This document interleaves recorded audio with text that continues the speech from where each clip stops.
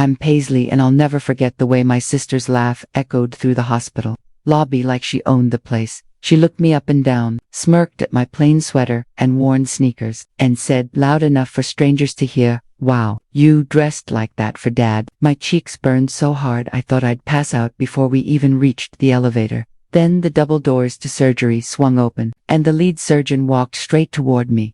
He didn't look at my sister, he looked at me and said, "Good morning, Chairwoman Carter. Thank you for coming." The truth is, I didn't dress poor by accident. I dressed invisible on purpose. That morning, I stood in my apartment staring at my closet like it was a battlefield. My tailored blazers were lined up like soldiers. My heels sat polished and expensive. My name, Paisley Carter, had been printed on letterhead and engraved on plaques. In my real life, I was never underestimated, but at home, with my family, I always was, so I chose a soft gray sweater, plain black leggings, and the oldest sneakers I owned. I braided my hair quickly and skipped makeup. I wasn't trying to look messy. I was trying to look, say, like someone my sister couldn't compete with, someone she didn't have to punish. I should have known better, because Brooke didn't need a reason. She just needed an audience. The hospital lobby was bright and cold, full of echoes and antiseptic air. My mother, Diane, hovered near the entrance like she was afraid to breathe too loudly. Her eyes were red from crying, and she kept twisting the strap of her purse around her wrist. My father, Harold, had been rushed in overnight, collapsed at home, severe abdominal pain, blood pressure dropping fast. I drove 4 hours straight the moment I got the call. I didn't even stop for coffee. I didn't stop to think. Brooke arrived 5 minutes after me, perfect hair, designer coat, lip gloss shining, phone already in her hand. She didn't hug Mom first. She didn't ask how Dad was. She scanned the lobby like she was checking for someone important to notice her. Then her eyes landed on me. The slow smile she gave me was the same one she wore when we were kids, and she'd successfully convinced our parents I'd started a fight I didn't start. "What is that?" she said, staring at my sneakers. "Paisley, you look like you came here to take out the trash." Mom flinched. "Brooke, please." Brooke ignored her. She stepped closer, voice sweet and sharp. "Seriously, Dad is about to go into surgery, and you couldn't even bother to dress like you care." I felt the old heat rise in my chest. That familiar cocktail of humiliation and anger, one I'd spent years learning to swallow quietly. "I came as fast as I could," I said. Brooke's laugh rang out, too loud, too theatrical. A man at the check-in desk glanced up. A nurse walking by slowed for a second. "Oh, right," Brooke said, "because in your world, showing up looking like whatever this is counts as support." I clenched my hands so hard my nails bit my palms. "Can we not do this right now?" Brooke's smile widened. "Why not? Everyone should see how little you've changed. Always trying to play the humble martyr." Mom whispered, "Girls, please, your father." But Brooke had already turned the moment into her stage. "I mean, look at her, Mom. She wants us to think she's the one making sacrifices, like she didn't disappear for years." Disappear. That word hit the sore spot Brooke always pressed. Because yes, I left.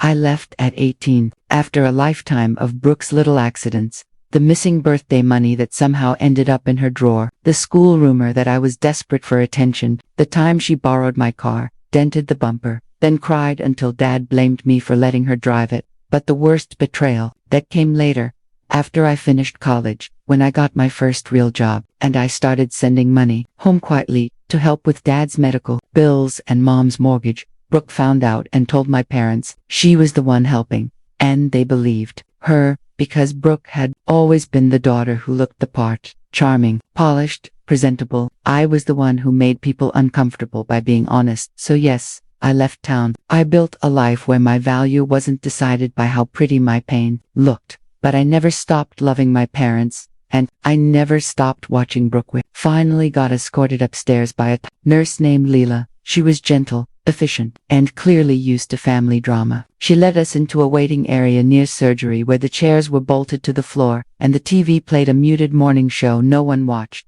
"We'll update you as soon as we can," Leela said, giving my mother a kind look. "Your husband is in pre-op now." Mom nodded and pressed her fingers to her mouth like she was holding herself together physically. Brooke sat down dramatically, crossing her legs and pulling out her phone. "Well," she sighed, "I guess we'll see if Dad even makes it through." Mom gasped. "Brooke, what?" Brooke snapped. "Someone has to be realistic. We all know he's not exactly healthy." I turned toward her. "Stop." Brooke's eyes flicked to me, cold and glittering. Or what? You'll write me a strongly worded email from whatever office you sit in now. I felt my stomach tighten, because Brooke didn't know, not really, and I'd made sure she did in single quotes T.3 months earlier. After years working in hospital administration and patient safety, I'd accepted a position on the governing board of this very hospital network. It wasn't glamorous. It wasn't something you bragged about at parties, but it mattered. It meant oversight, accountability, big decisions. And I hadn't told my family, because I wanted to visit home without Brooke turning everything into a competition. I wanted one date, one where she couldn't twist my achievements into fuel for her jealousy. But sitting there, listening to her talk about my father like he was already gone, I realized something bitter. Brooke wasn't jealous of my success. She was threatened by my existence. While Mom stepped away to talk to the receptionist, Brooke leaned closer and lowered her voice. You know, she murmured, if Dad doesn't make it, I'm the one who'll handle everything. The house, the accounts, all of it. My throat went dry. What do you mean? Brooke smiled. Mom's a mess. And you won't know what to do. But I've already been managing things. Something about the way she said it, too confident, too rehearsed, made my skin prickle. Managing what? I asked. Brooke waved her hand like she was bored. Insurance paperwork, Dad's medical stuff. I've been signing things for him. Someone had to. My pulse jumped. Signing things? Dad's conscious. He would sign his own. Brooke's eyes narrowed. Don't start. You've been gone, Paisley. You don't get to show up in your thrift store outfit and act like you're in charge. I stared at her. My mind raced through possibilities I didn't want to believe. Then Leela came back into the waiting area, her expression more serious. Miss Carter. Mom looked up instantly, hopeful and terrified. Leela's eyes flicked between us. I need to confirm, who is the primary emergency contact on file? Brooke stood immediately. Maine Brooke Jameson. I'm his daughter. Lila hesitated. I see, but the paperwork here lists. Brooke cut her off, smiling too brightly. It's me. I handle everything. Leela's gaze moved to me for half a second, like she was silently asking for help.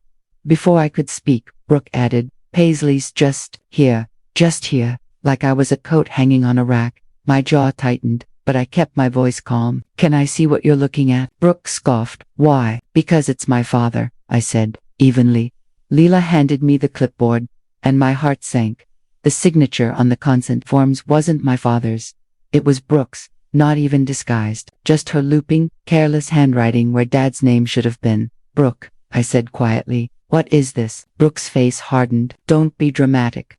This is fraud, I whispered. Brooke leaned in, teeth clenched behind her smile. You think anyone is going to believe you over me? Before I could answer, the double doors swung open.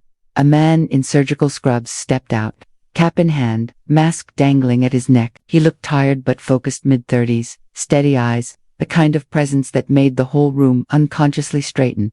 He glanced down at a chart in his hand, then up at me. And his face shifted recognition, then relief. He walked straight over, past Brooke, past the empty drama she'd staged, and extended his hand. Miss Carter, he said, clear and respectful. I'm Dr. Ethan Mercer, lead surgeon on your father's case. Thank you for coming, Chairwoman Carter. The air changed. Brooke froze like someone had yanked her power cord out. Mom blinked, confused. Chairwoman? Brooke let out a small, strangled laugh. Wait. Dr. Mercer nodded toward me. Ms. Carter chairs the Patient Safety Committee for the network. We've met several times. He looked at Brooke now, polite but distant. And you are? Brooke's mouth opened, closed, opened again. I'm his daughter. I'm the contact. Dr. Mercer's gaze flicked to the clipboard in my hands. I see. I didn't smile. I didn't gloat. Not yet. I simply met Brooke's eyes and let her see it. The quiet certainty that she couldn't bully her way out of this. Dr. Mercer turned back to me. Your father is stable, but this is serious. We need to move quickly. There's just one issue. Some consent paperwork has inconsistencies. Administration will have to verify before we proceed. Brooke stepped forward fast, voice suddenly sweet. Oh, that's probably just a misunderstanding. I've been signing because my dad asked me to. I held up the clipboard. Dad didn't sign this, I said, my voice calm but firm. Brooke did. Mom's hand flew to her mouth. Brooke's cheeks flushed. Mom, you don't understand. You've been a mess. Someone had to step in. Lila's expression tightened. Ma'am, signing medical consent forms for another adult patient without legal authority is not allowed. Brooke's eyes darted around the room, searching for someone to rescue her, an audience to charm, a weakness to exploit, but the audience this time included medical professionals, and me, and I wasn't 18 anymore. I took a slow breath, feeling the weight of every time Brooke had framed me, humiliated me, and stolen credit for my care. This wasn't just about Dad. This was about the patent Lila. I said gently, please call compliance. I want this documented immediately. We'll get proper consent from my father if he's capable, or from my mother if she's next of kin. Brooke's head snapped toward me. You can't do that. I met her stare. I can, and I am.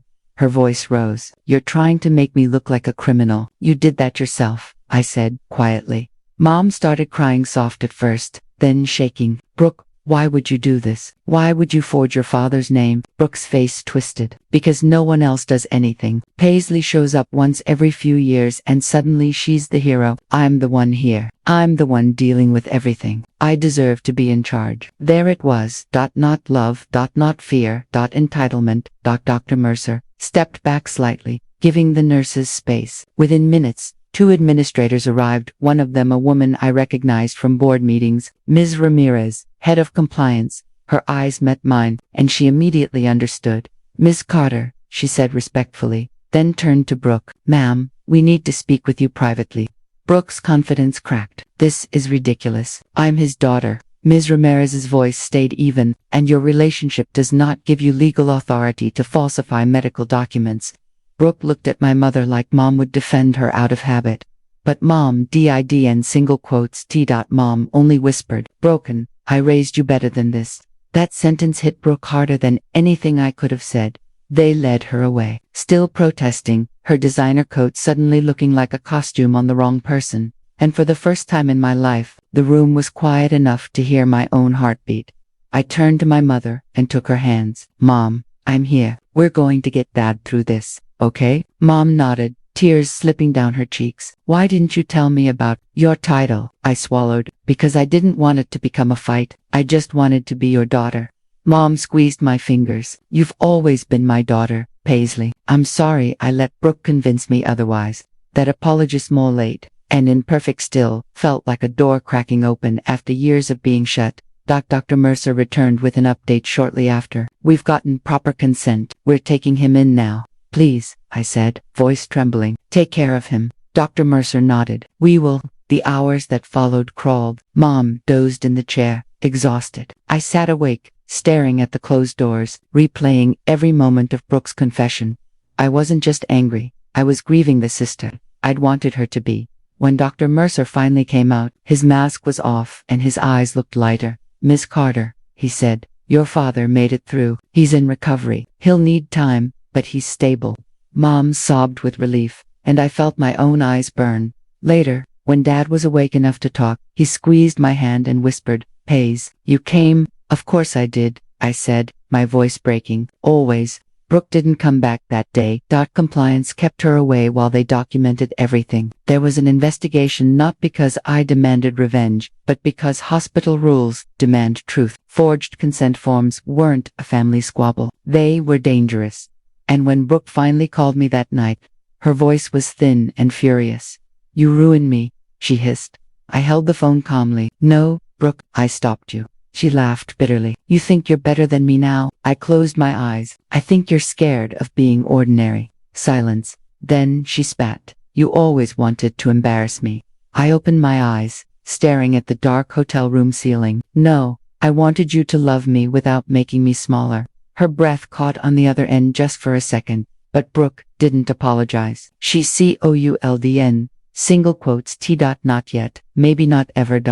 In the weeks that followed, my father recovered slowly. My mother began handling paperwork herself with my help. We untangled finances Brooke had managed and found late notices she'd hidden, accounts she'd opened without telling anyone, and money that didn't add up. Mom didn't scream. She didn't rage. She just got quiet and stopped enabling. And that was the real revenge. Not humiliation. Not punishment. Not drama. It was the end of Brooke's control. As for me, I stopped dressing invisible.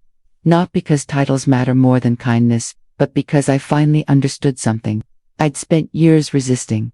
When you shrink yourself to keep someone comfortable, you don't earn peace. You just teach them you're easy to step on. Brooke judged my outfit at the hospital because she thought my worth was something she could see, but worth isn't. Fabric worth is what you do when nobody claps. Worth is showing up. Worth is protecting people even from your own family when it counts. If you've ever been underestimated, judged by appearances, or betrayed by someone who should have protected you, I want you to remember this: your value doesn't need their permission.